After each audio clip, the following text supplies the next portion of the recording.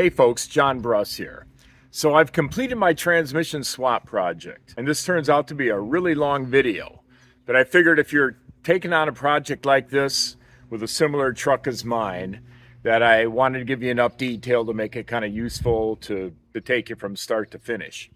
But if you're just interested in certain aspects of the procedure, I'm going to have a timeline on this video so you can skip to the parts that you want to get information on things you're interested in. So with that said, let's get back to the main event.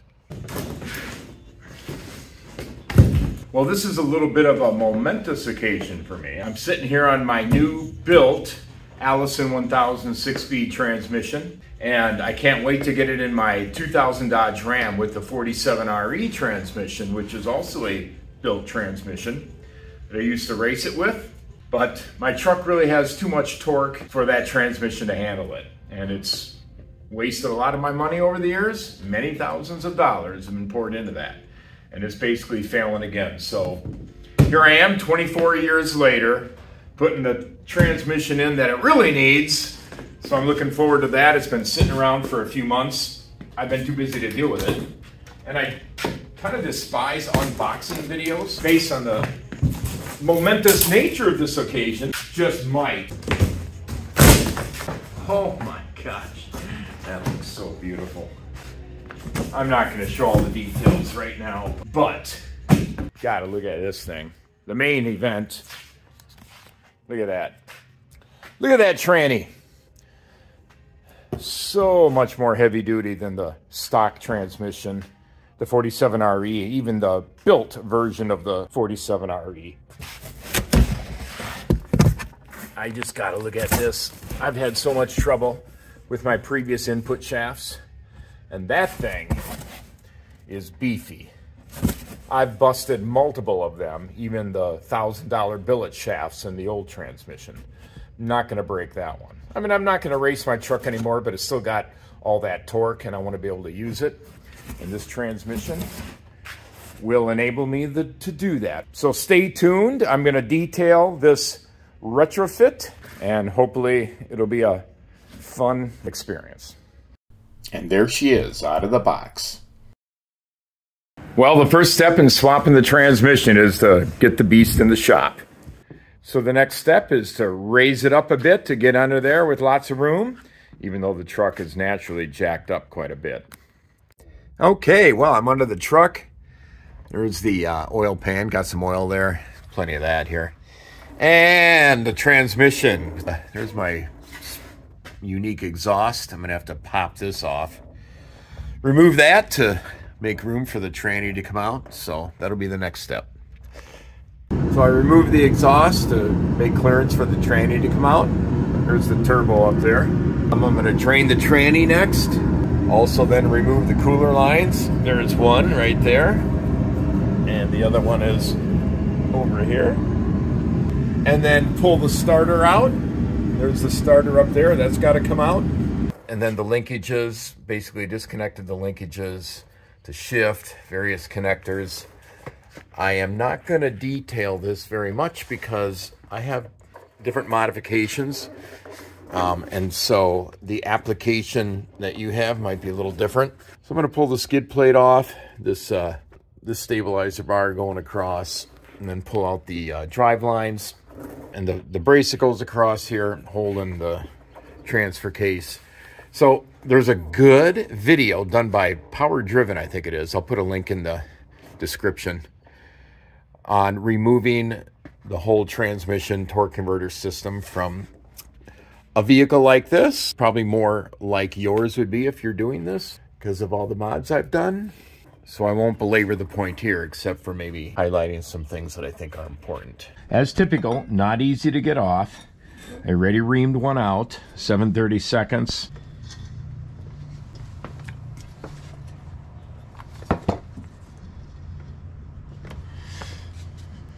And with this at the lowest point, the drive shaft has a little bit of an angle to it here, so it opens that up maximally.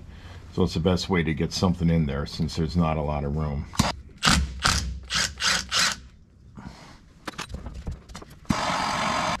There it is. Ooh. All right, what I have here is support. It's actually the transfer case. My plan is to keep that supported as I take out this cross member and all the supports for the transfer case and transmission. I'd like to take this all out as one unit. Okay, 15mm bolts on the underside of the cross member here.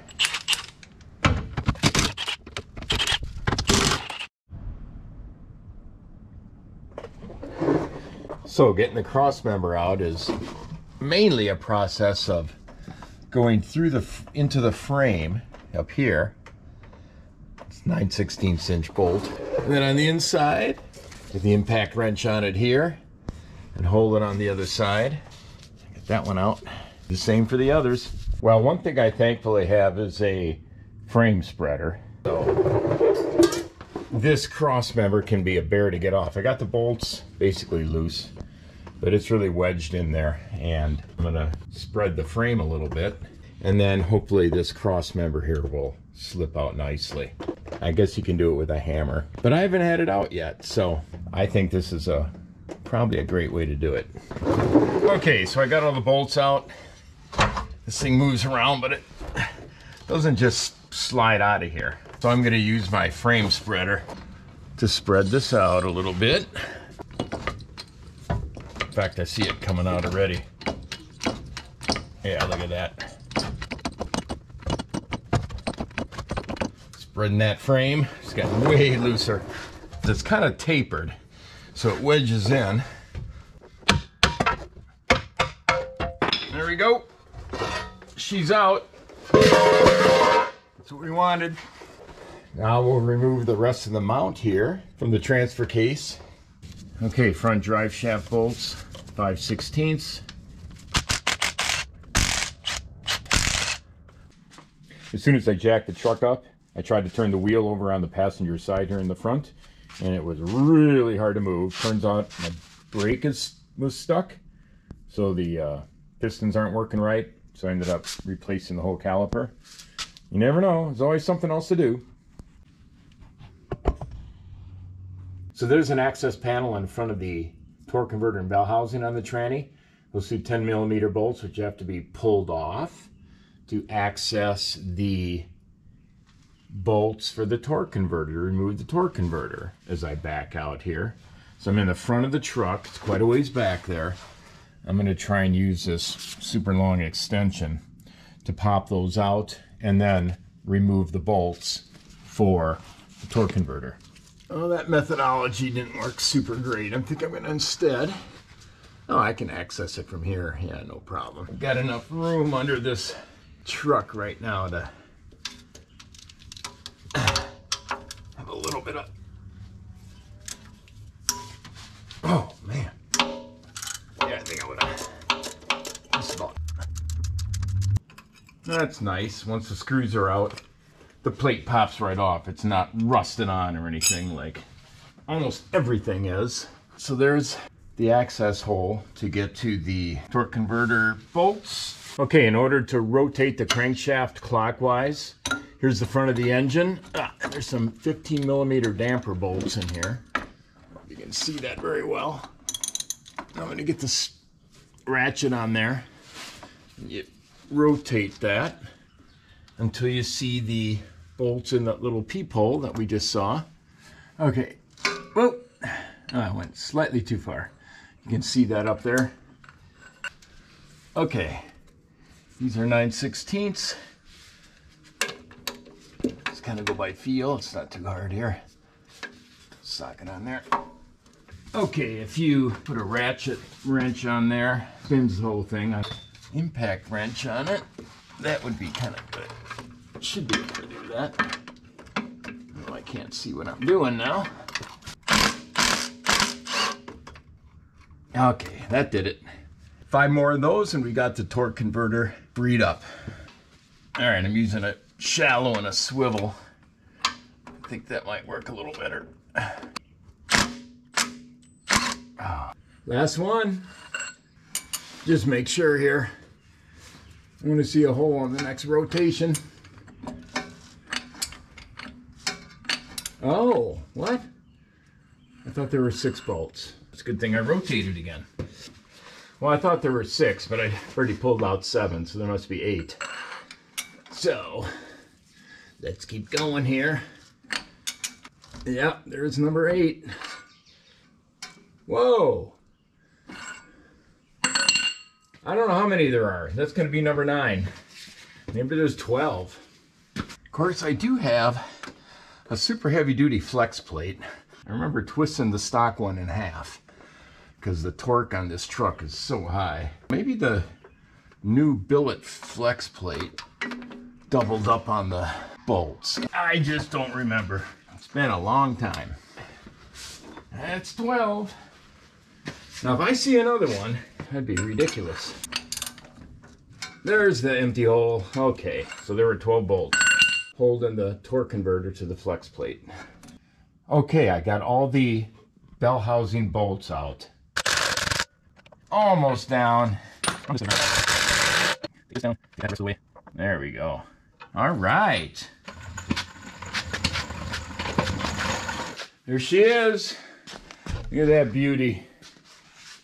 Needs a nice steam cleaning. But that's not going back in the truck. That's going on Marketplace or something. Billet input shaft and billet shaft into the transfer case, extra clutch discs, high pressure valve body, 5-star lockup torque converter by ATS in Colorado. Anyways, it's had all the goodies more than once. And it's served its purpose for 24 years. So this is kind of a eulogy.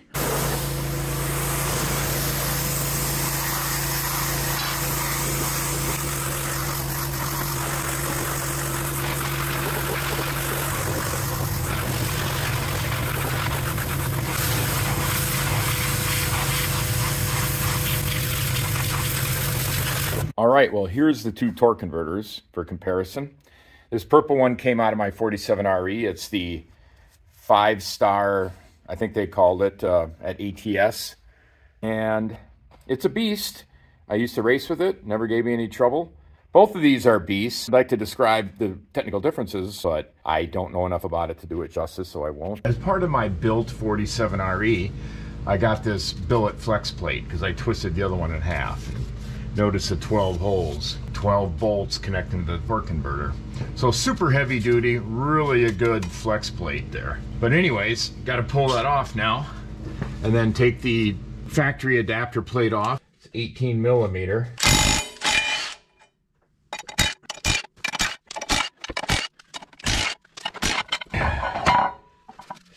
Okay, boy, that thing is heavy in itself. Everything like that, paid a lot of money for. Okay, so yeah, now we need to take this adapter plate off and try and make the new one fit, which will probably require a little bit of block grinding. They usually do. Okay, these are 15 millimeter.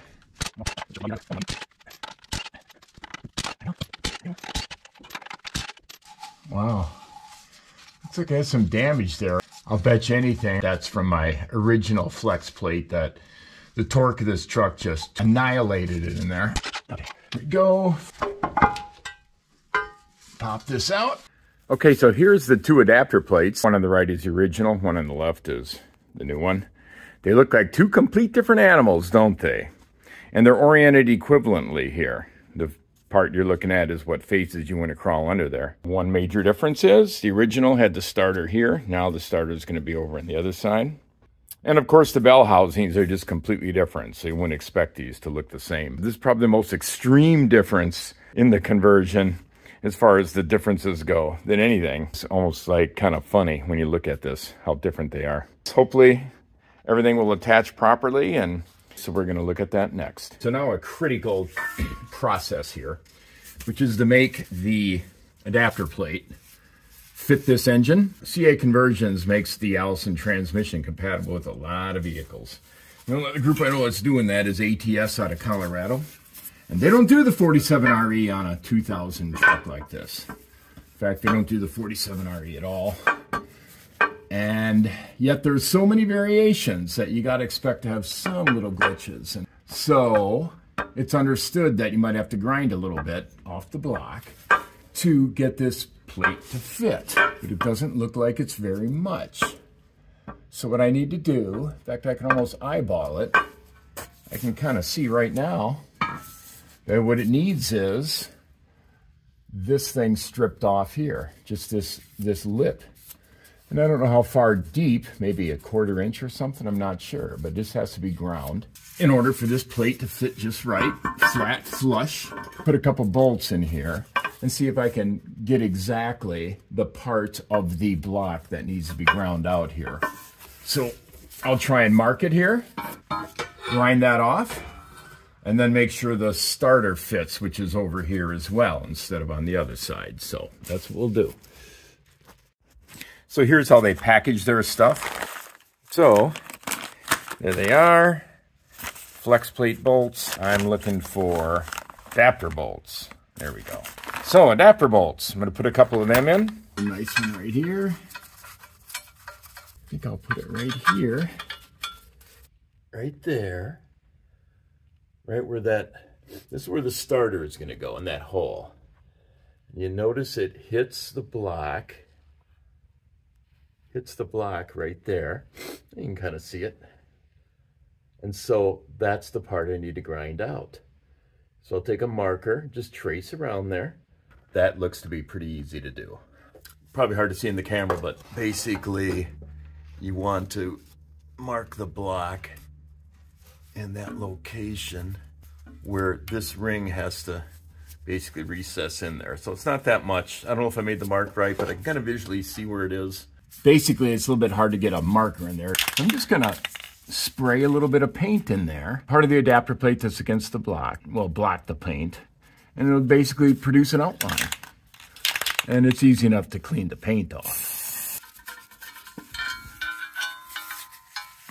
I think it kind of did work. If you look, you see that little arc right there. That's what needs to come off. Yep, that should do it. So that was really easy. Now let's take it off. Okay, obviously when I grind it, it's maybe going to be hard to remember exactly where.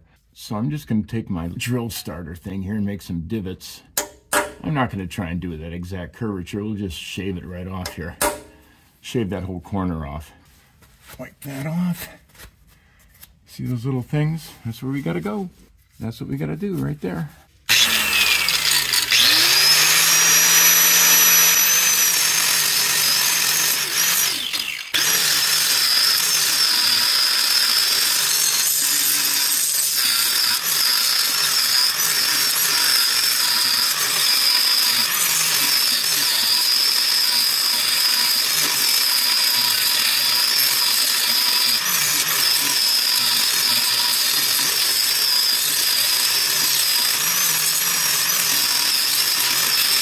Okay, I don't know if I've got off exactly what I need there, but I noticed putting it back up there that I need to take a little bit off right here too. So it's just slightly hitting there. So we'll grind that off a little now.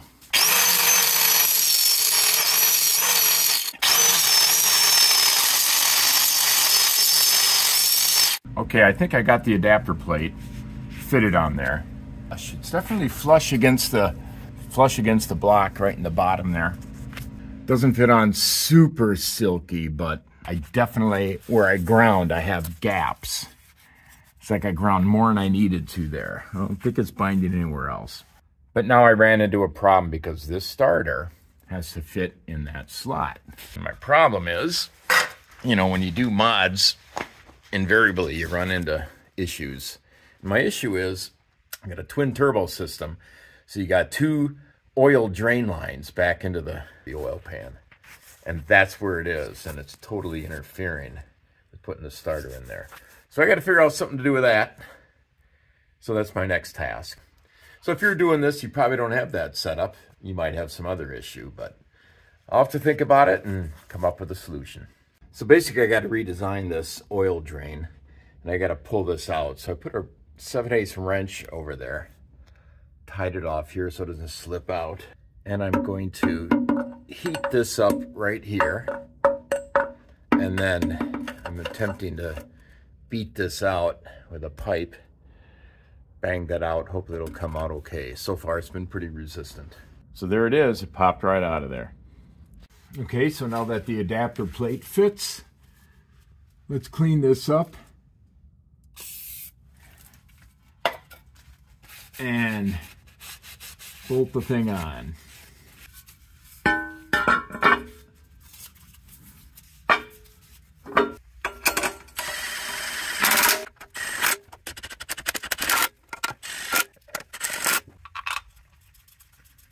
This is the only odd man out here, smaller hole with a hex. Okay, well, flex plate is on. We just got to torque it down to 50 foot-pounds now.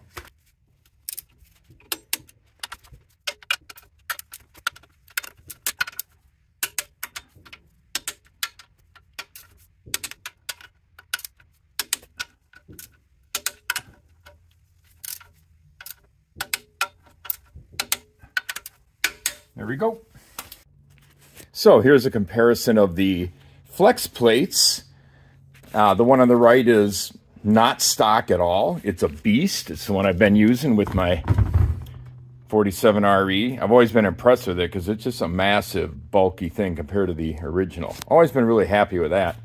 I figured that would exceed what I get from CA Conversions, but this thing turns out to be even beastlier. Can't really tell, but it's got thicker steel. It's a massive, heavy-duty thing, so I'm excited to see that the flex plate meets my high expectations for it. Okay, it's flex plate time. The nice CA Conversions name engraved right in there. It's kind of impressive, huh? Sure it is. Okay. Red thread locker.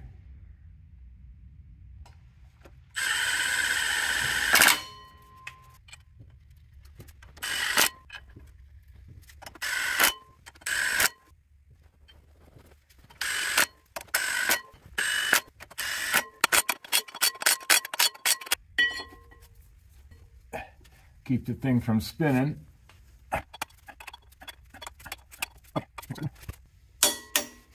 110. There we go.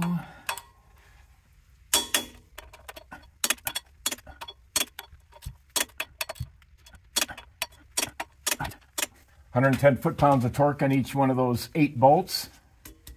This flex plate is going to bring power to the torque converter, to the transmission, to the rear wheels, and it'll never fail. Okay, so of course the starter is going to now move from the driver's side to the passenger side. So that requires some wiring changes, and mainly the positive harness to the battery. That harness, going clear to the other side, has to be completely flip-flopped. I've already pulled out from here, from the driver's side, the big cable going to the starter. So I got that pulled out, and I'm going to flip this whole system around. But in doing so, there's a pretty significant hot wire going to the fuse box here. I'm going to snip that off because it's got to connect to the other lead connector over there, which is not like this side. So I'm going to have to put a ring on that, and there we go. Too late now. So I'll put a copper ring on there, and it will connect to the cable on the other side, which will be over here. Okay, so here's what it looks like so far. I got the cable completely swapped around and attached this to the positive side with the necessary fuse box connectors and this other line that's there also. I was able to repurpose these clamps holding the interconnecting cable for the 2 batteries attached to the radiator. And then here, which was on the other side, this will connect onto here. And the big starter cable now is on the correct side. And then here's the solenoid lead that went to the old starter. So it's going to have to be lengthened to reach the new starter. Well, at the risk of unnecessary detail, I thought I'd show you how I'm dealing with the solenoid connections. So there's a connector down here, right under the fuse box, and it just went down to the starter on the driver's side. But now I'm going to route it into this loom, run along the loom here, and here's where I connected a 14 gauge wire, which I think is what this is. So might be slightly heavier. This might be 16. But in any case, made the connection, and it'll run along the loom here. And I put a connector on here because it'd be okay to have it loop right around into the loom that's going to the starter. But I made another little harness and put the other end here so I can connect it in. So once this is connected, there'll just be a little loop here. And I'll be going into this loom that's going to the starter. And I made this long enough to basically, it'll go along the entire loom and put a ring connector in there. And when the starter's in there, it'll just connect right on there. So it'll all be nice and neat. Everything will be in the loom. Be able to disconnect it here at the alternate battery area if necessary. So there's the solenoid line in the loom going along the big battery cable, and then at the battery itself, there'll be the connector with a little bit of extra line there just for versatility. So I'm installing my starter right now. I want to test it out anyway before I go any further to make sure the wiring and everything is working. I don't know if this is useful footage or not, but the third bolt that attaches the starter to the adapter plate that's closest to the block, you got to have everything just right. So there it is with the right extension. So this is if you're installing the starter completely underneath the truck. A little bit later in this video, I'll show you how I do the final install, and I think I found a better way to do the third bolt, which is from the front. So multiple options here. So just pointing that out, similar situation for the second bolt, but it's a lot easier than that third one. You can get a socket on it. You really don't have room in there to turn a wrench on it. Maybe with a 12-point you possibly could, but just barely. So, okay.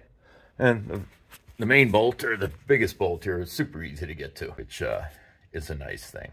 So here is my just right length starter upper two bolts removal tool between 8 and 9 inches, ½ inch.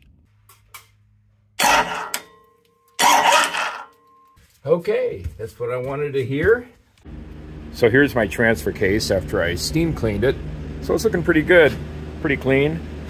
And I got a new input shaft. So this input shaft has to go in, and the input splines are going from the standard 23 spline to a 29. So that's a 29 spline.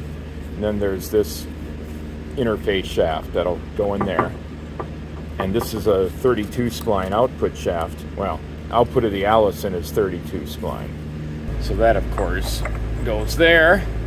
So this is the 29 spline input to the beefed up input shaft of the transfer case. So disassembly time for the transfer case. 241 HD.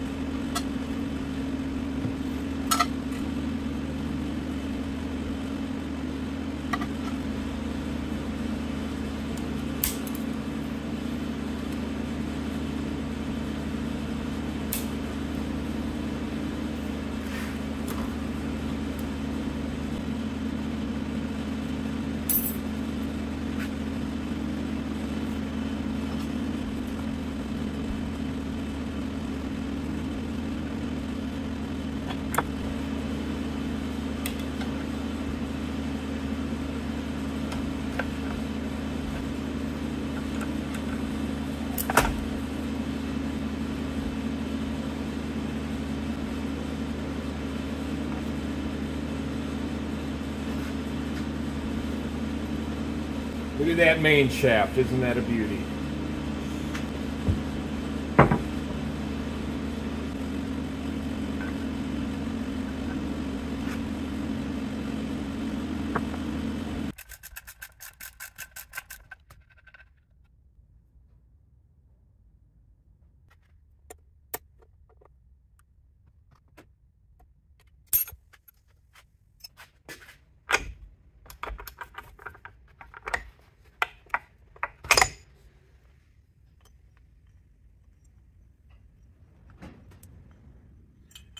Looks like the fork is pretty good shape still.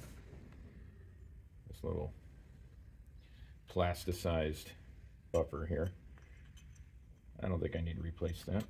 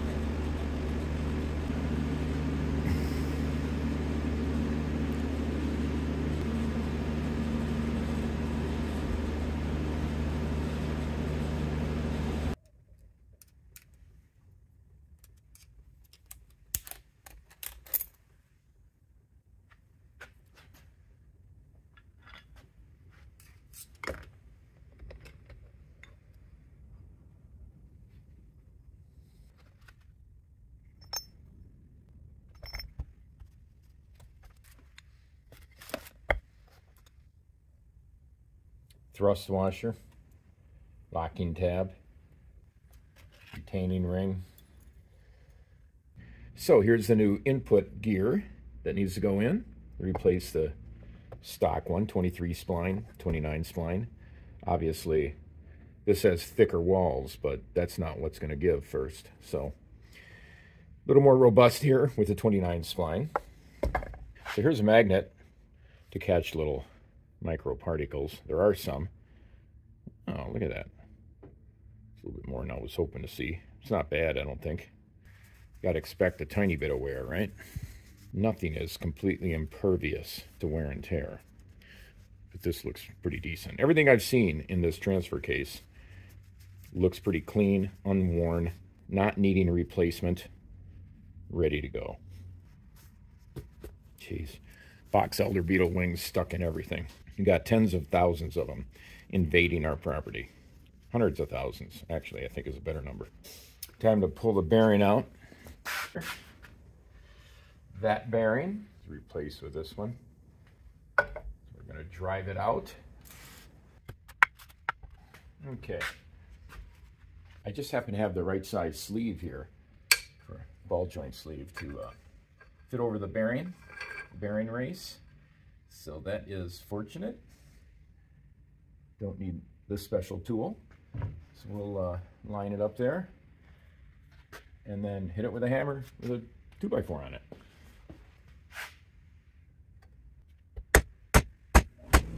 There it is. It came out really easy for a bearing from what I'm used to. I won't complain about that. There she is. Nothing wrong with that bearing. Good, really good bearing.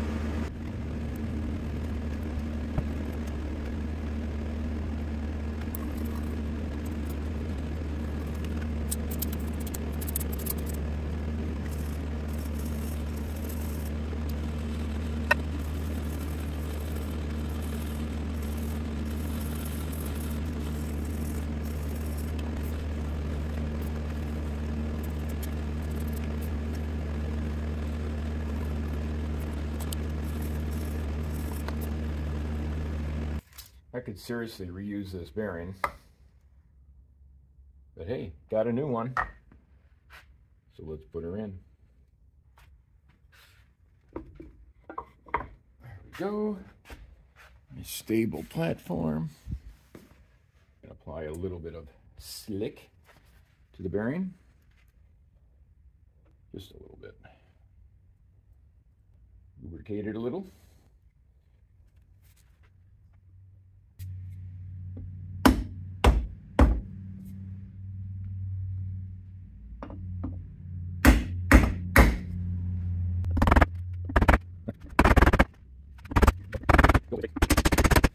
Going in.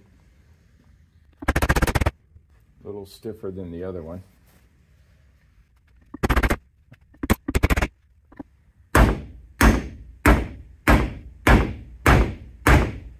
Okay, it's all the way down. I think that's got it. Okay, I just pop that seal out with this.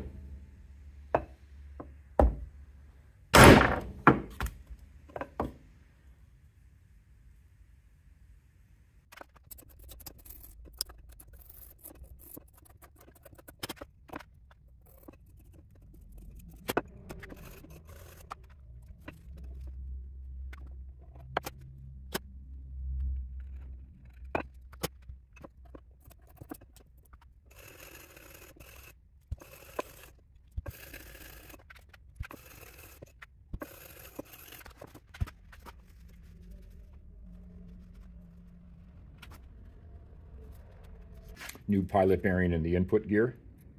Goes like this.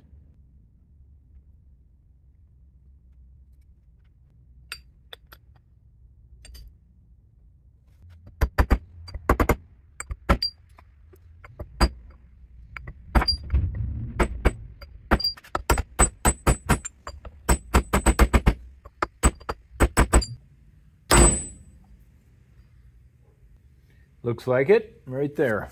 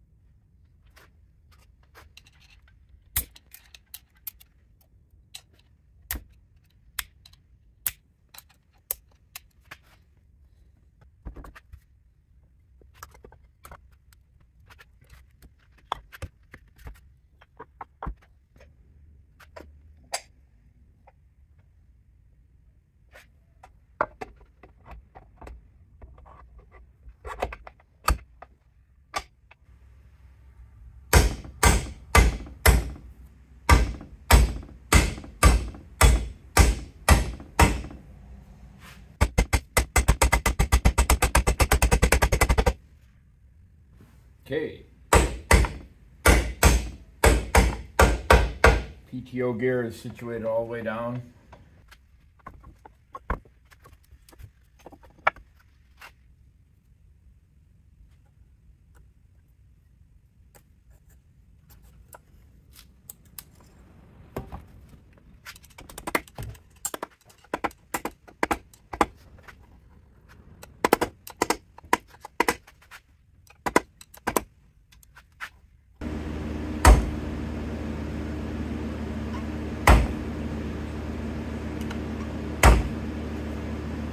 Okay, she's in there now.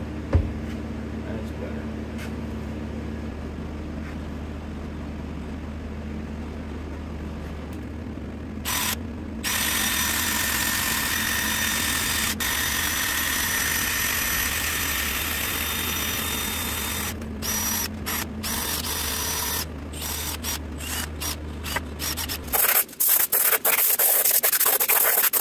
Just blowing out the few little particles of gasket maker.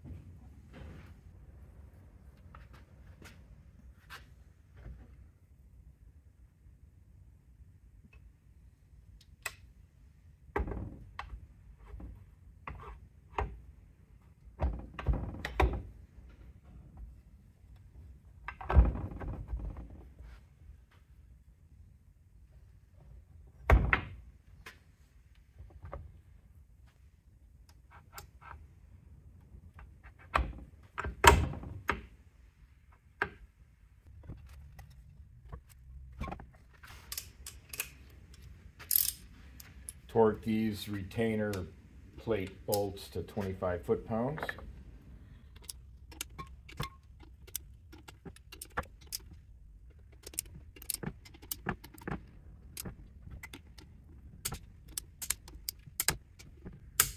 There we go.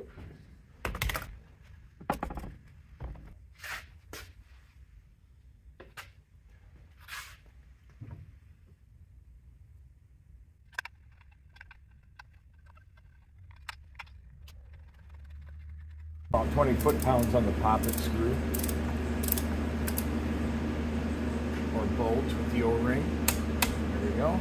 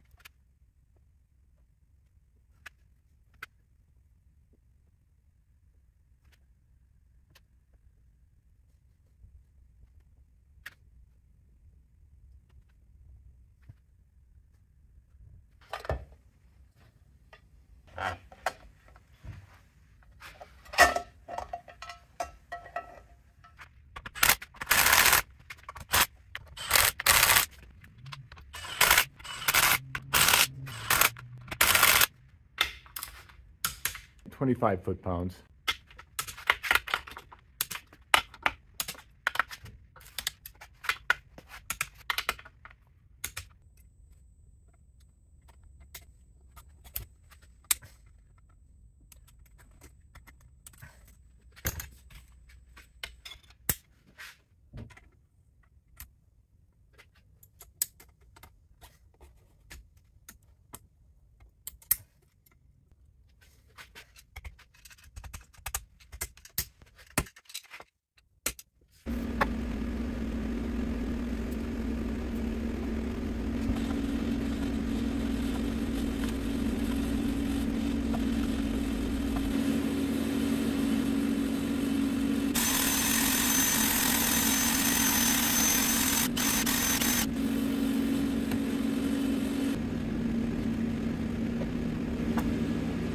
So after swapping out the gear and spline bearing on the NV241HD. The last part is this tail cone here.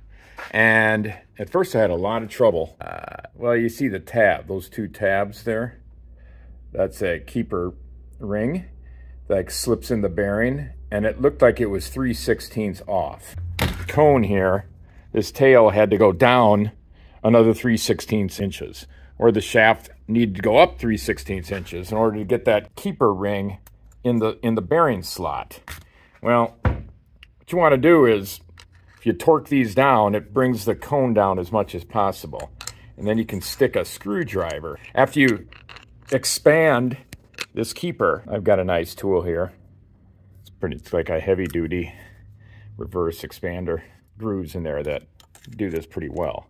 But anyways, you're expanding this all the way while at the same time sticking a screwdriver under here and prying up on the bearing, which will take all the slack out of the main shaft and enable you to get it lined up where that keeper ring will snap into place. So it's just a little hint. I struggled with that for quite a while. I thought I had a problem because it was 3/16 off just sitting there. Okay, the transfer case needs to have this tone ring put on. So we'll do that since we're going to have to put this adapter plate on with these bolts. So we got to pull these studs out.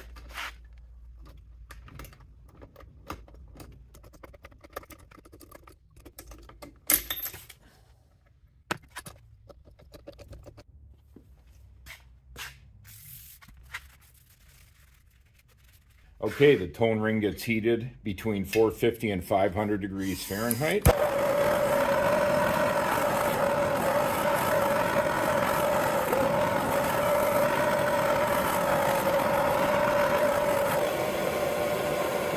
$240. Quite a ways to go. Turning color.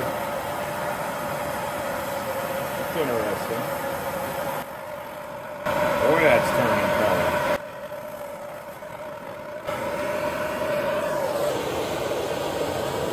$350. Got to go at least another 100 degrees. Get that thing to expand so it slips on the shaft. Oh, now it's turned a different color. It's interesting.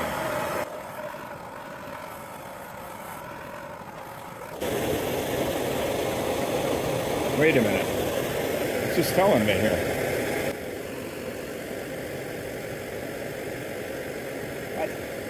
What is the temperature? This thing not working? 6 something? What the hell? I don't know if my temperature indicator is working right.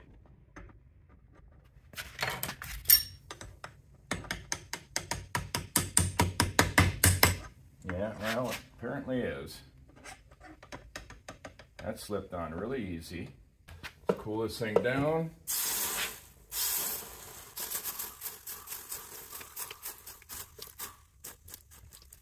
I think I freaked my infrared sensor out. I mean, it went from 350 like to 650. I don't think it was that much. It wasn't that hot. Okay. Cold water should protect the seal from being too hot. That did a good job. I'm gonna put my hand on it. Okay. That's on there. I don't know what the actual real temperature was. So as you can see, I left a little gap there between the tone ring and the transfer case, so no interference. Get all that water out of there. Okay, gasket on. These holes are not symmetrically spaced, so there's only one way it fits. Right there. Same with the adapter plate.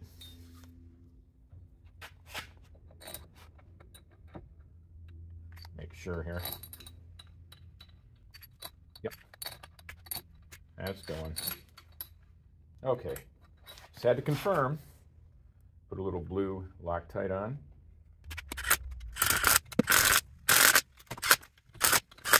Okay. Torque to 35 foot-pounds. That's already set.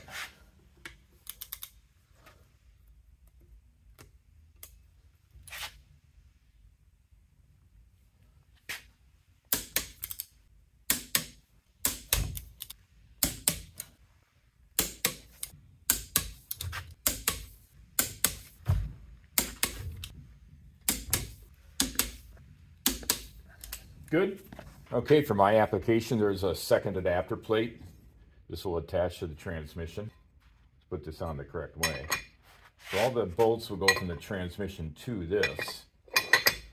Got to line it up again. Except this one, it's almost like a keeper bolt. Blue Loctite on that.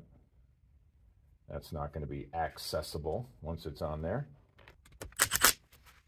Okay. They're all nice and lined up. I will go ahead and torque this.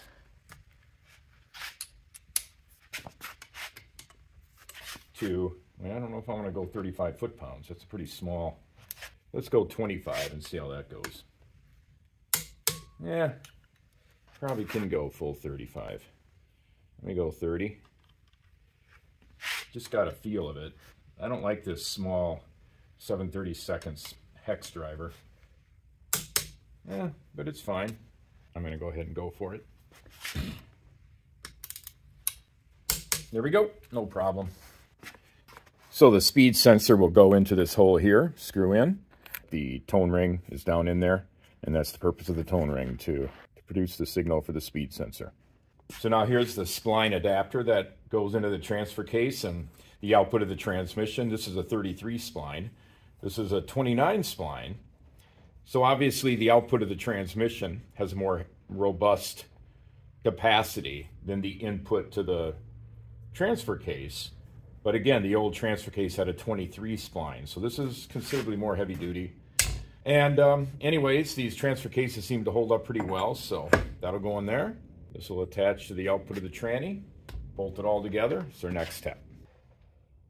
I'm going to put a couple quarts in here, as recommended before installation. That'll do it for now.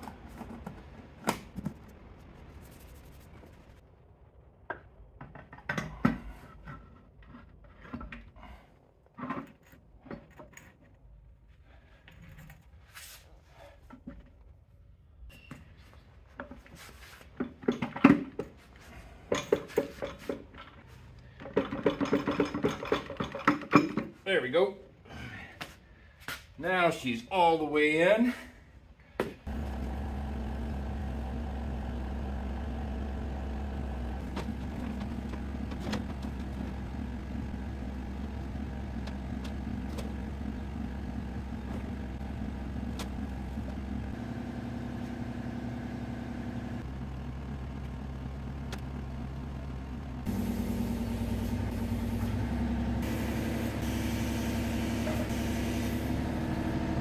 Okay, so I use the excavator in this platform, braids it up 14 inches, and that puts it in a place where the additional necessary rise can come from this low profile transmission jack. So that's my hope for nice solution. Okay, the transmission is attached to the motor. I got 6 bolts of the 9 right now attaching it. It's flush against the adapter plate. So time to pull out this whole mechanism and get the torque converter attached to the flex plate and then go from there. So I got the dipstick installed on the passenger side here, and hopefully that's going to work okay. At first I thought it's just no way I can make it fit. I did cut off the flange that was here so that my downpipe connecting to the turbo there actually fits in the slot. Everything seems to fit okay, so I'm really happy about that, because for a while I didn't know what my solution was going to be. Checking it out up on top here, you can see that dipstick coming up, and it's basically at the moment kind of flopping around, but I'm going to use a stainless steel strap or something. Anyway, I'll figure it out. At least I got a solution. Okay, well, I got a solution for my big turbo oil return line using AN10 connectors, so I'm hoping that that's going to work all right. I think it's out of the way of the starter. Hoping for the best here. There is my drain line for the primary turbo. You can see the wires are real close. I was able to fish the starter in there. Nothing is actually touching, but it's all really close. But those AN10 connectors with the rubber tube, that seems to be doing the trick. So the wiring, the main positive terminal to the starter, and Back there you can see the third bolt kind of in the center. There's the bolt. That third bolt, that's a little hard to get to. The great big main starter bolt of the three is right here. Super easy to access. The second starter bolt, likewise, super easy to access. Right up here underneath the truck. 13 millimeter. There we go. The third one will access from the front with a long extension. That last bolt, I have a 3-foot extension here, and just kind of trying to zoom in here a little bit. 3 feet extension. I had no trouble with a swivel joint getting it attached, 13 millimeter. I went ahead and tightened it up already. Just gonna kind of fish that out while I show. There it is back there. Yeah, you can see the bolt, and that was no problem at all. So that's the way to do it. You do it from the front of the truck. Kind of hard to get your hand back there if you're doing it from underneath.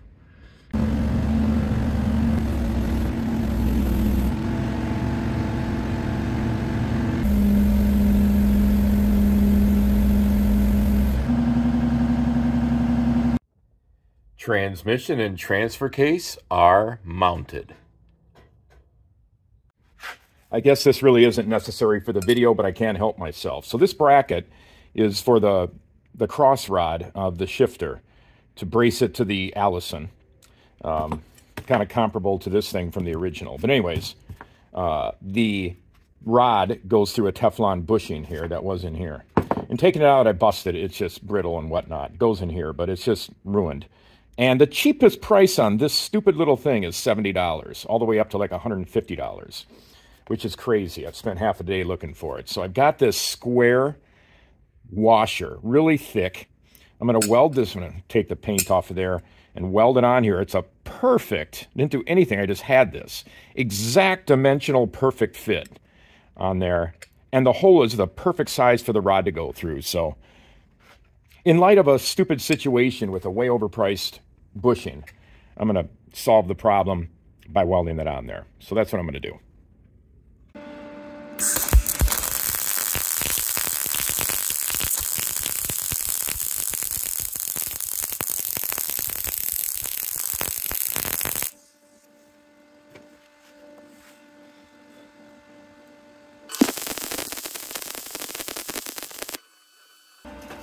Little overkill. Sprayed a little black paint on there, ready to go on. So that bracket goes right here. Slips on that cross brace, whatever you call it, for the shift link. And then it'll bolt onto the bell housing bolt there, secured in place. The bracket installed.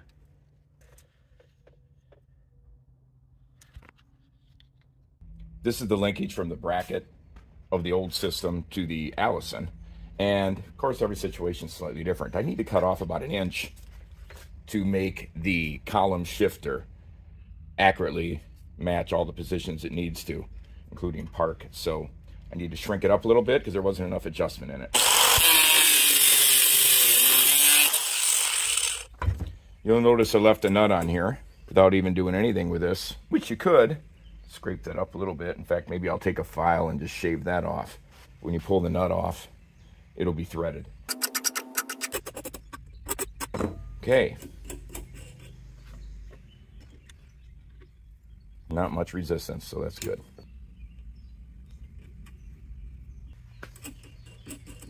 Didn't ding the threads at all. I can stick this on there. Should screw right on. Yep, screwing right on. Okay, that should do it. We'll see how that fits. So the previously existing lever for shifting is right here. The linkage connects to that, and then this is in the park position. And on the new transmission, this is in the park position. So this linkage has to be the right length. And when I just cut off, it's going to make it great. I can move it out or in a little bit, and so I'll have the adjustment I need for that. So good. Okay, so there it is, and I got full range of motion through the gears. There's a fine adjustment for the indicator on the column right here. There's a little knob back here you can rotate, and it positions the indicator for what mode or gear you're in. with a little red bar. So that's what I'm talking about right there. It's neutral right now. Reverse, park. Reverse, neutral, drive. And then the next one is now going to be manual mode with the new transmission. So the transfer case linkage, here's my original. I just severed it because I have to add about 5 inches to it. Now, I bought a new one. It was really cheap, you know, these aftermarket things. And I was going to use that, but I started looking at it. It's like, okay, look at the difference there. That's actually a big difference. This thing doesn't fit in to the slot that this is made for. And the other side too, you know, whenever you buy aftermarket stuff, look at that versus that. So, put this off to the side. I just happen to have some steel tubing. That's the perfect size for this to go in. So I'll cut a chunk of this and weld it on both ends, and we'll have a good day.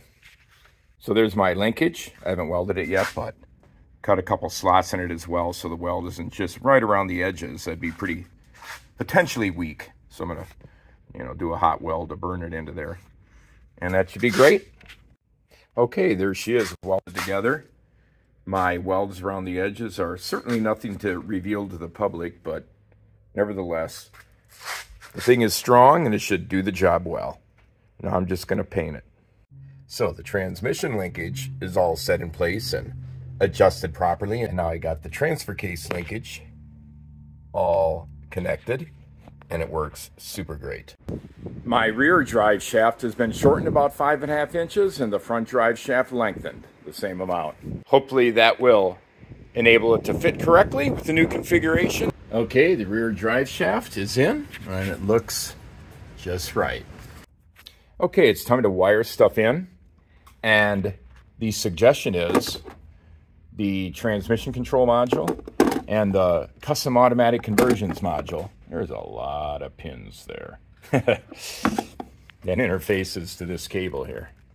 Anyways, they're suggesting mounting those on the firewall on the driver's side. As you can see, over the years, I've added a whole heck of a lot of stuff there. It looks like chaos, and it kind of is. There's no way in the world I'm going to be able to mount these units over there. And I don't have any really good way to mount them that I can tell. I'm not even going to worry about it right now. I'm going to probably end up mounting them somehow on this fuse box cover. It's about the only place I have room. I'm going to have to build a stage thing that disconnects relatively easy. So anyways, every situation is different. If you're doing this, you'll have your own unique set of circumstances. I'm going to probably, at least for now, I'm just going to keep these loose. I'm going to wire this fairly substantial harness in that has a whole lot of connectors on it and different things to wire in. So I won't show much of it. I'll figure out how I can wire it in, bring all this stuff up and connect it, and then secure the modules at a later point. I feel like that's the best solution for me, so I'll figure it out as I go. So of course, again, there's so many different ways to do wiring. In my particular situation, I actually punched a new hole in my firewall and put a grommet in there and routed 5 wires. The 5 wires are the red, which is plus 12 volts. The orange wire is switch 12 volts. The gray wire is basically the ground for transmission trouble light, which I'll probably install. That's an optional thing. And then the 2 purple ones for the tap shift function, which has to be done yet, of course. So those 5 wires going in there. Next to that, I've got a manual axle lock set up because my vacuum controlled system went out, and I love having the manual one. It's got a push button here. So anyways, I am loaded with other things going through the firewall. Over on this side, you might be able to see a little bit there. I've got a lot of things going through my firewall. The plus 12 volts, I got a little painless wiring block that I put in, I don't know, probably close to 20 years ago. Plus 12 volts, one of these fuse adapters, and another one for the switch. I've got a switch bank here. So that's just how I did it. So in the massive wiring harness here, those 5 wires, I put some loom around it and that's where I punched the hole, the additional hole in the firewall. But anyways, those 5 wires are going in there. And then we have 2 more in addition to those 5 I mentioned. Okay, and the black one is ground, and they want it to be a really good ground. I got a really good ground here. Well, basically battery, because coming right out of the battery is this big heavy cable, and I just connected it to it via the frame here. So it's a great ground. And then, last but not least, the throttle position sensor line. And we're tapping into pin 3 of the accelerator position sensor or throttle position sensor. So I'm not showing you the details, but I peeled back the loom, I split it, I cut the wire, and I tapped in this 18 gauge blue wire with a connector, because I'm going to bring it out. That goes on, plugs in underneath there. So I'm going to have this wire come out. So there it is back together, my throttle position sensor tap wire coming out of there. I like having access like that. And in any case, we need to take some voltage measurements on it. So I'm testing my throttle position sensor pin 3 voltage, and with no throttle, right around 0.4. And I'm going to slowly increase it. Look at that, look at that, look at that. And it should go to about 3.5. Full throttle, 3.58. So I think that's just perfect. Okay, so the tranny here, there's the pan and the driver's side frame. I already drilled and tapped out a couple holes here for the, what they call the total control unit, TC4748. And I've got a couple of M6 6mm bolts. The holes I drilled were 5mm to tap it out. And I put a rubber, I'm putting a basically a rubber bushing underneath the whole thing to, I don't know, absorb shock. I think that can't hurt anything, right? So that'll mount right up here. So here's an old lift pump I put in, long since abandoned that and gone with a fast fuel system, which is far superior. But it's still good for connecting things. Oh, I like that. It's not putting a lot of mechanical stress. That thing is tight. It's rubber mounted. I'm really pleased with that. 2 cables to plug into there. This one, which connects on the other end to the existing 8-pin. So, and I got to put a ground. I'll connect that ground to the ground I put in for the backup lights. So there we go. And another cable here. Well, here's the probably final wiring, the total control unit. A couple of connectors in there and a lot of excess wiring, so it's wrapped up and ground's going up there and all the connectors are plugged in. May not be optimized perfectly, but main thing is everything's out of the way.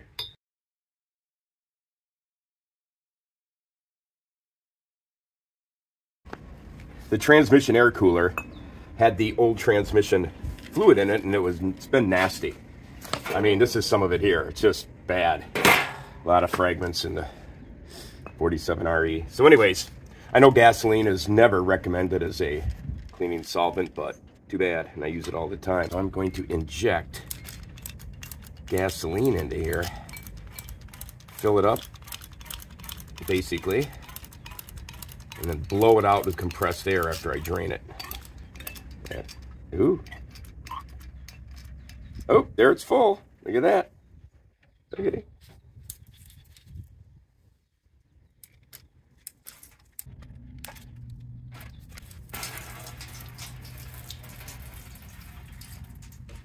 A little bit of swill coming out of there, not a lot. We blast it out of there with compressed air. This might make a mess, but that's all right. It's worth it.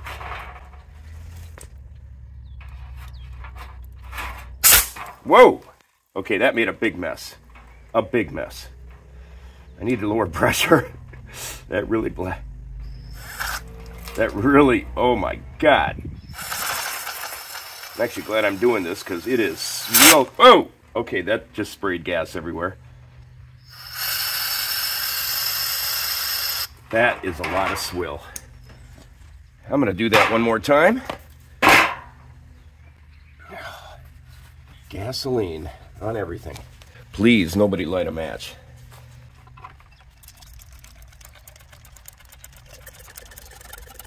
Okay, here we go.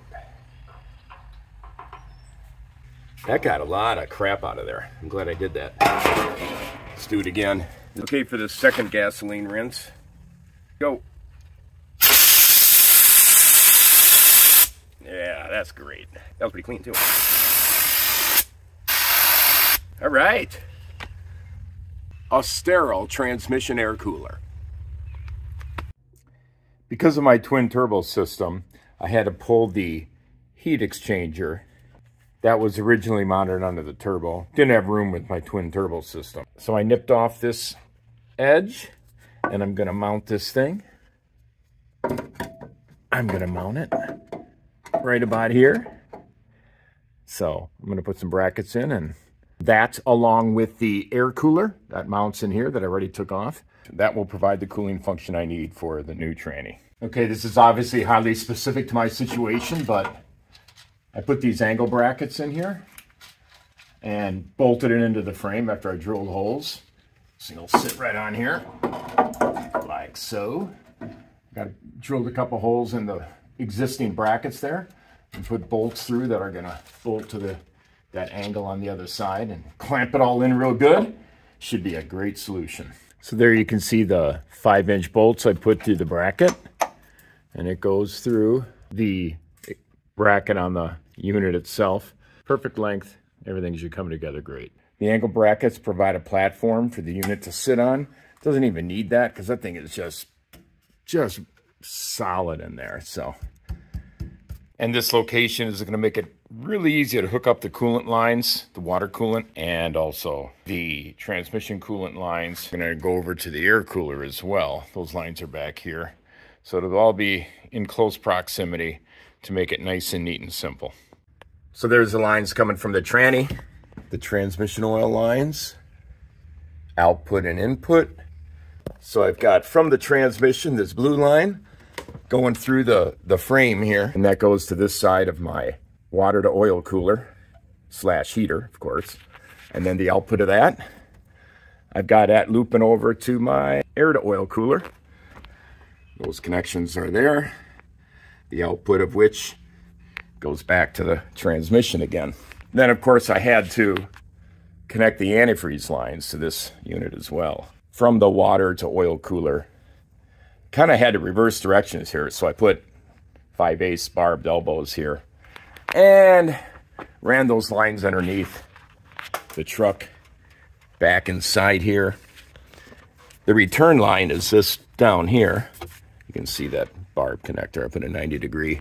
There's a connection on the near the side of the block there.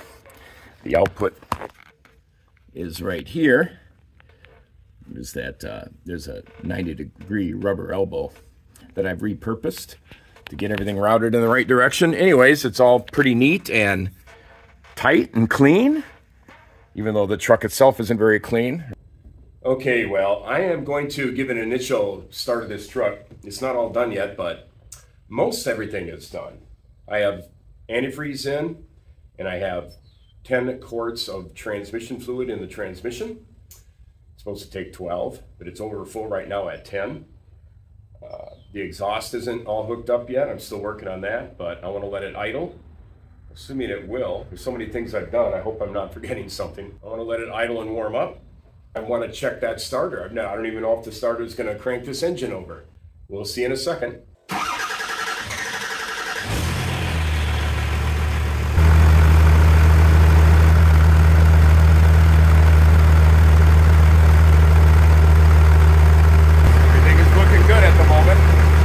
Okay, well, things are pretty well buttoned up under here. That nice rear drive shaft. I did several repairs in my exhaust system. There's that downpipe. Nice clean transfer case with the linkage that I built. Been running this quite a bit already. No leaks anywhere, so that's awesome. This is the knob from my old shifter. I cut the plug off, and you pull it out of its tube. But to do that, you got to not pop this knob off, and it's splined on the shaft, and it's on there pretty good. So I just took a pliers like this. It's tapered, so you go down a little ways, and you take a hammer. I'm going to get a hammer, and bam, you smack it here, and it'll pop off. Okay, then we got the 2008 Dodge shifter, and I've already, there's a circuit board and ring All right, so the wire was down the shift rod, and the circuit board is mounted in there. So there's a toggle switch here. That's going to be used for the tap shift. There's a ring on the end as well. So I am now going to pop this off because this one has to go on my original stem. By the way, the original knob on the shaft in the truck, the shaft is all rigid enough you can just bang it off. Now you've got this loose shaft here, so it's clamped in a vise. This here, we don't want to mess that up. So I don't want to mess that up. Let's see if we can get this thing off of here at this angle. Oh, there it is. That was easy. That was easier than the other one. Popped right off. Very good. So now, all this is going on the ram column shift. Okay. You want to put this on. You got to kind of position it how you want it. I don't know. I think right about like that. The markings are visible. I think I got it in the spline position. There it is. It's on. Okay, I'm going to try fishing it through with one wire cut off and just one skinny one sticking out. Maybe I'll have more success with that. Nothing else has been working here. I see the end of the wire.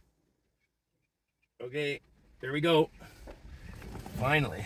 Okay, now that plastic grommet came out. Isn't that special? Look at that stupid thing. Don't even think I really need it. It's mangled. Maybe I'll try using the GM plastic grommet from the other one. But first things first, the wire is through.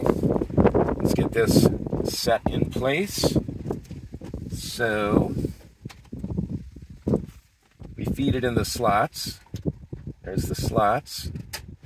And gently push it in. Like that. With the toggle switch in the middle. There's little plastic guides there that have to line up. Feels good. You can feel it there. Little button on top. Let's put this back on. So it only goes in one way. And the place where this is the horizontal and vertical tabs, that goes to the back end here. That's the only way that's going to be able to go. So let's do that. Yep, there it is. Snaps right in. Little button works, toggle works. We're golden. Okay, well there's the little plastic grommet that came with the GM shifter. I'm going to try and thread that on there. If it slips on. If it doesn't, we'll just leave it off. Actually popped right in there, so that was a good thing to do. Okay, these two purple wires, which I've got going through the firewall, will attach to this. It looks like the lengths, when I route them back behind the panel here, is just barely long enough, but long enough. So we'll attach those to this, and I won't bore you with those details. Just to give you an idea why I punched these new holes through the firewall, there's 3 of them, for this installation and also for the axle interlock manual cable, which is this right here. And this is by the accelerator pedal, basically. That's where these are. And the reason I'm putting all them new holes in is because the original, the standard portal through the firewall back here, which originally just brings the hood release going through there.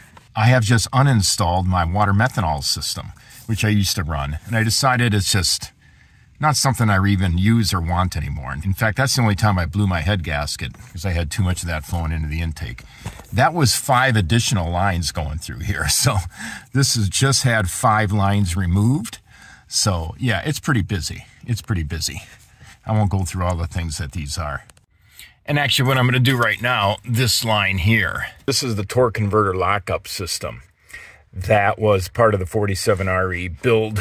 Not needed anymore, so I'm going to remove that. I'm trying to clean things up as much as possible. I got a lot of wiring and stuff that doesn't look very pretty. I'm going to remove stuff I don't need anymore. Well, she backed out of the garage, went into reverse, went into neutral and park. So it's a step in the right direction. All right, we got the tap shift installed. All looks nice, neat, and I love it. Let's put it that way. So I'm going to play with that a little bit. There we go. I put it in drive, and it says drive. Hopefully that's visible.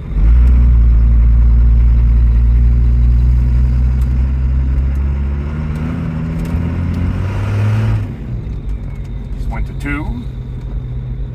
I'm looking at my launch scanner as well. All right, well, I'm here in the cab with my new Launch 919E, which is kind of a beast of a scanner. It's awesome. And on my first adaptive runs here, I just brought up calculated throttle position, current gear, gear selected, transmission fluid temperature. That's supposed to be at 145 at least, and it is. I've had it running for a while. The gear 0 corresponds to neutral.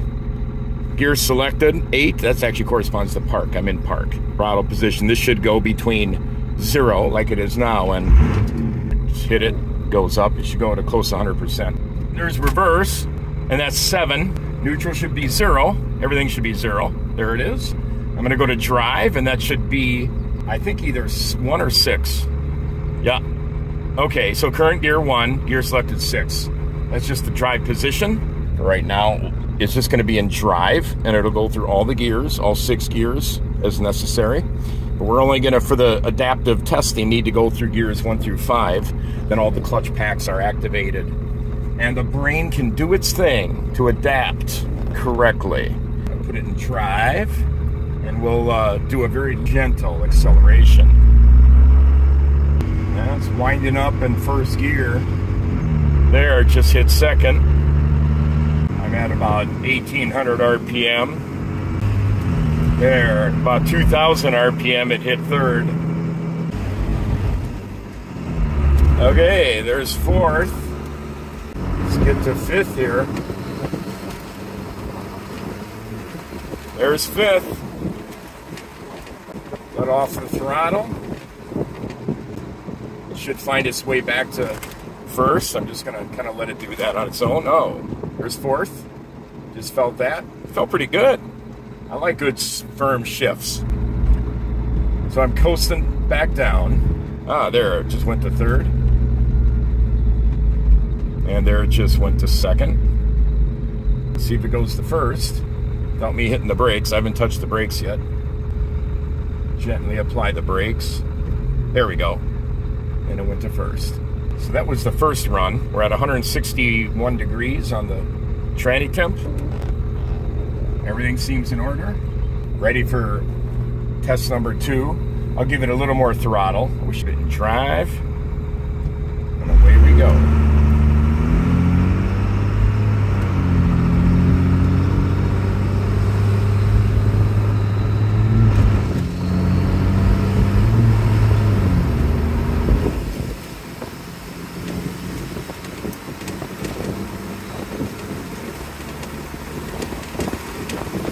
Gave it a little more throttle, so it got to like 2,000 RPM really quickly. It just went right through them.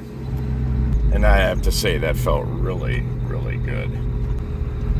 But we got to do all the way to full throttle testing, so we'll do that here as well.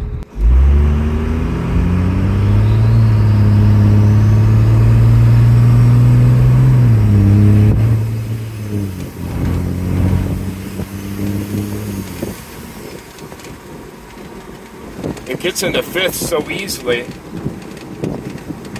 That was at about 50%. Okay, we need to do a few full throttle runs here.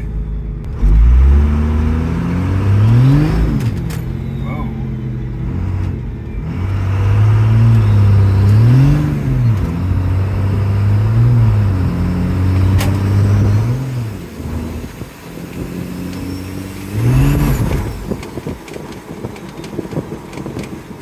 That did not seem right.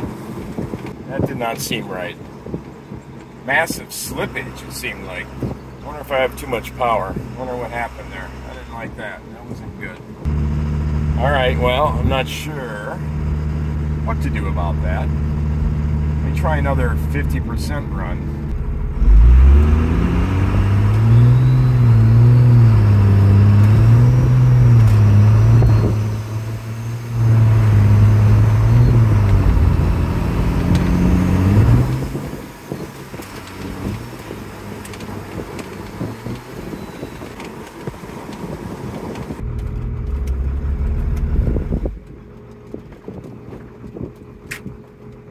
current gear.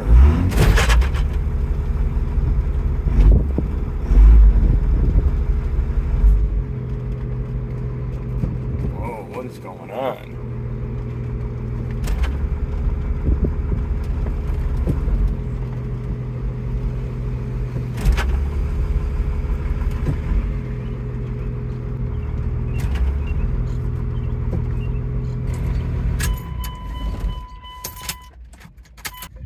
Okay, I got bigger problems now. Wasn't shifting because I'm losing all my transmission oil. I haven't figured out yet where it's coming from. It's just soaked in transmission oil in the front driver's side area. I don't see anything wrong with any connections. So I got to figure out where the leak is and hopefully I didn't damage the tranny in the process of it not having enough fluid to do its thing. I really hope that. Clean it up. Figure out where that leak is coming from.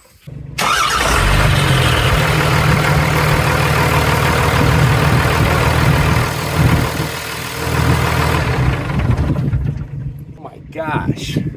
It burst the hose. That's a 300 PSI hose. Why is it burst? That thing is split. That's really crappy.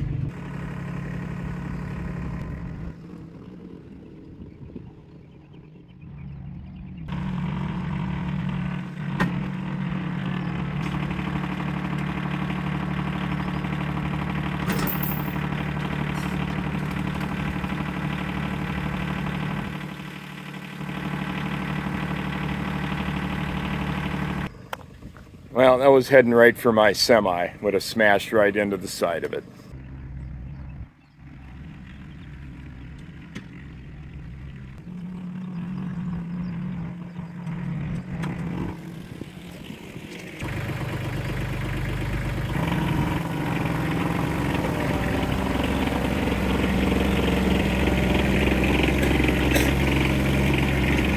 Okay, well, here's the hose that burst on me. Look at that. Isn't that crazy? Lasts about a half hour. 300 PSI. It seems as good as anything else, but it's listed as fuel line. And so I think that's the issue. I don't know the other specs, what the real specs are on it. But fuel line is not hydraulic line. And so I got this, which looks the same, 300 PSI, but it's listed as hydraulic line. So I'm going to take my chances with that. And also use the rest of this more superior hose here, which has higher ratings, the stiffness, and by extension, perhaps the quality of this. And it's been used in these applications forever. So I think the problem really stems from the fact that I was using fuel line rated hose, not hydraulic line rated hose. There's one thing I don't want to see, is fluid coming out anywhere. That was a nightmare that I don't want to relive. All right, you can see that it goes through the gears. All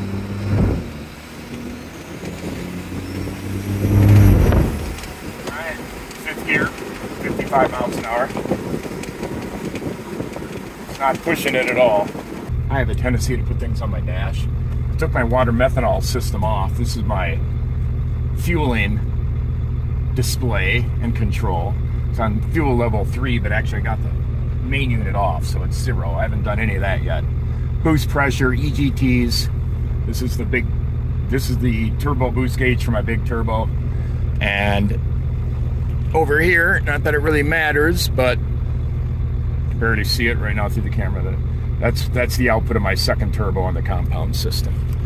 Anyway, the point of this isn't to discuss all the goodies in my truck. An accelerometer from years ago. Anyway, the focus is this guy, and it should enable us go into manual mode, or whatever gear. There's reverse, neutral, drive, first gear. If you shift down once more, it goes to manual mode. And that's kind of what I want to test. So I'm already hitting the tap shift button here. All right. Hitting the tap shift button. So go up one. That means, okay, initially, if you start out in manual mode, it'll stay in first gear. If you want to go up to second gear, there we go. It's in first, it can go up to second. Click it again. It's in first, it can go up to third. It's in first, it can go up to fourth. It's in first, it can go up to fifth. And one more click, you're in drive mode. It's manual mode, but it's drive. I'm not seeing any leaks on the road, on the driveway. So I have not bursted a hose again. It's a good thing.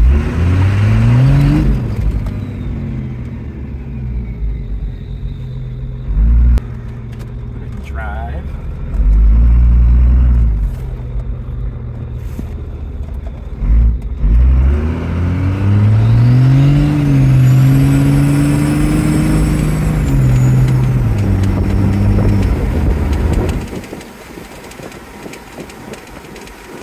Goes through the gears really easy. Really easy. It appears it's all doing what it's supposed to do. Right now, if I just shift the drive, yeah, it just goes there. And shift back down to manual, and it stays in drive.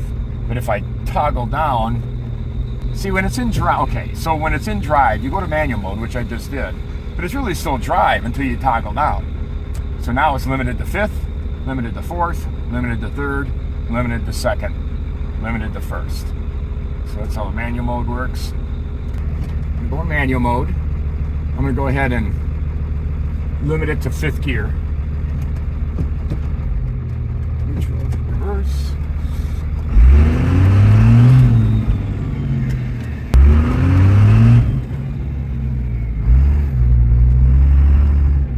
Well, if you don't like smoke, you're not going to like it when I turn the fueling on, that's for sure.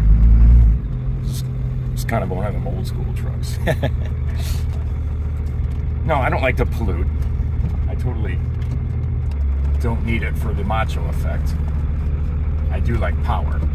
And to get lots of power, you need lots of fuel and lots of air. And sometimes the fuel is not all burnt. Ideally, there should be no smoke and you're burning all the fuel. But sometimes, without massive control systems, like in the old days, you end up dumping more fuel than it can initially burn. But not for a lesson on that. Well, let's try that. 2, 3, 4, 5. Heck, let's go to 6.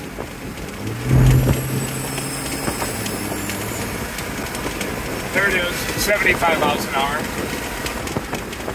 We're going to manual mode just now. There, shifted to fifth. Now while I'm going along, I can just click it down to fourth at a pretty high RPM. So that's great for control. Got lots of control. Okay, I'm going 45 miles an hour. If I click at the third right now, oh yeah, it went there. It went there. If I go to second, oh yeah, I don't want to wrap it up that much, but it does what you tell it to do. So it's in third gear. Fourth is the highest it'll do. There it is. I'm switch over to drive. It'll just be normal again. 2,000 RPM about now. Shifts to fifth. I'm going to do about half throttle in drive. See what it does.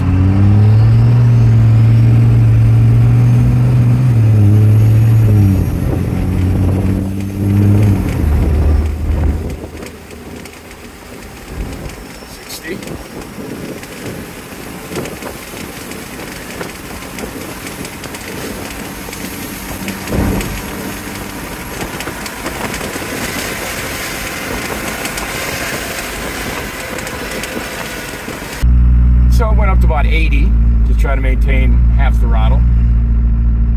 Shifted nicely through to 6th gear. So that was kind of fun. Okay, I'm gonna turn my fueling box on. Actually, I'm gonna put it right at about 3. I'm gonna set the throttle to about 40%. I have to let this guy get way up there because even at level 3 and 40% throttle, I'll probably catch him really quick. Yeah, let's see. Okay, 40%.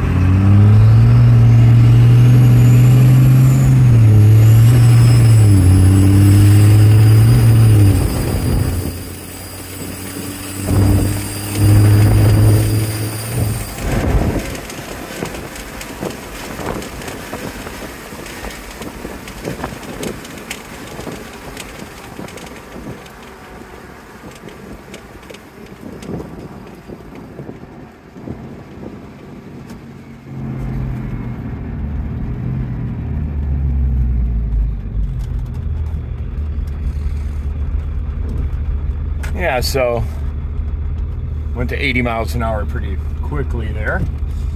I'm gonna dial it into 4 and not do any real testing other than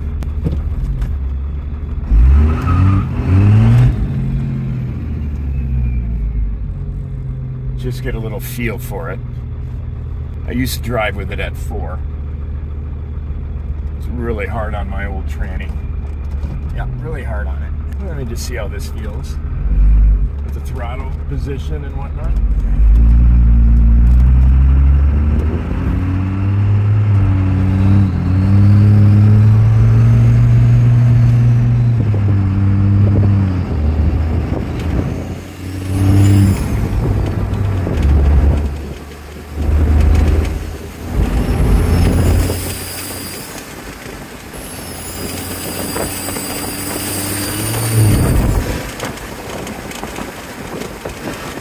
Yeah, well, that felt pretty good. Not trying to push it, but it's trying to snort a little bit here, like it's wont to do. You don't want to see the smoke I'm leaving in my tail. Jeez, I can already back up without screeching the tires.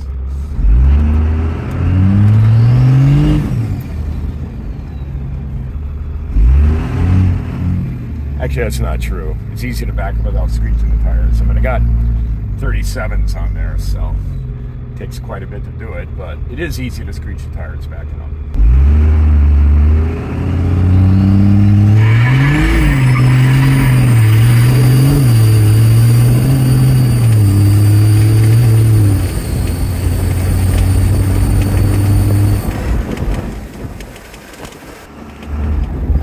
Well, I was definitely trying to grip the road. I was not wide open. It was not full throttle. I was probably 75% or something. Fueling level 4.